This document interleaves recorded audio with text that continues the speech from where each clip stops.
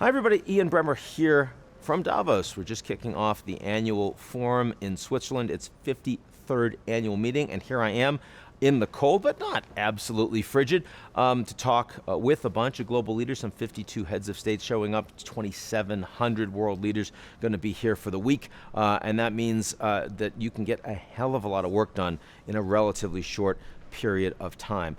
Big issues to be discussed. Well, first and foremost, we are in Europe, and that means they are feeling a lot more negatively about the geopolitical environment than we are across the Atlantic. Why? Because the Russian invasion is affecting them directly. It's the permanent end of a 30-year-long peace dividend for Europe. It means they are all dramatically ramping up their security spend. They think they're going to have to for the foreseeable future. It means that energy prices, even though they've managed to do a lot on that and they're lower than people expected, they're still a lot higher for the foreseeable future than they would otherwise want.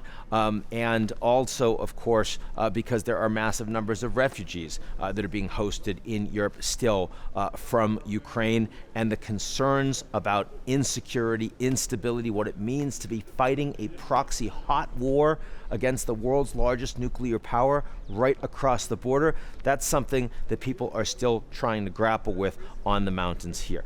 Beyond that, a lot of talk about the fragmentation of globalization, about what it means that you're going to have multi-speed recession, some deep, some shallow, some not at all over the world this year. Technology companies, after they've been expanding for 10 years, some of them shedding employees, they're all still here, but not splashy in the way that they were, say, last May. Post-COVID, as the world comes out of that, you don't see the same level of we are masters of the universe for all of these tech companies. A little bit more caution there.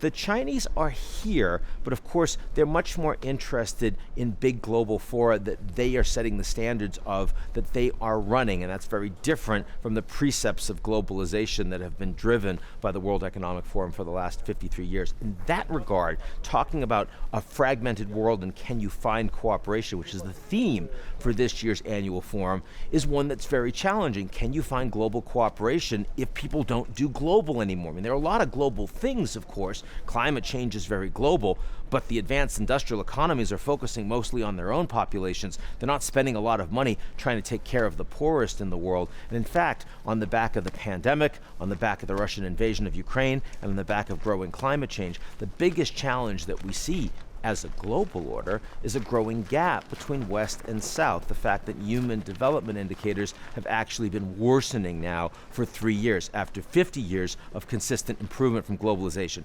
That's a message that should be front and center for every CEO that's attending the World Economic Forum this week, but of course it won't be. Why? Because the difference between globalization and globalism is real, and the fact of free market capitalism continues to be not only driving a lot of wealth and growth, but also a distributional challenge for a majority of the 8 billion people now living on the planet. It's a challenge that the WEF is certainly trying to grapple with, a challenge we'll see to what extent the attendees actually are interested in talking about. That's it for me. I'll talk to you all real soon.